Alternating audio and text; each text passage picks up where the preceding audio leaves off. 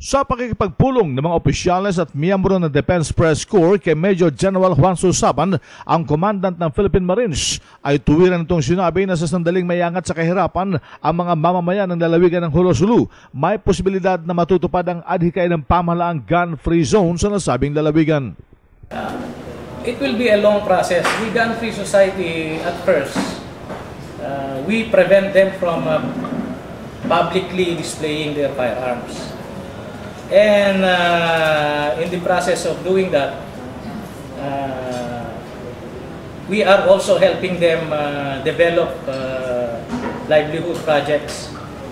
We have this program, Arms to Farms. If we give them a livelihood, then we are solving poverty, which is the one of the root causes of terrorism. Sa mga nagdaang panahon, ang Philippine Marines ang nasesentro sa mga political issue, kung kaya naman binalaan ni Saban na mga sundalo na sundin ang alituntunin ng ating batas. The most affected is the Marine Corps. And I think you know all about it. Some of our officers became not only very emotional, but maybe it is due to their dedication.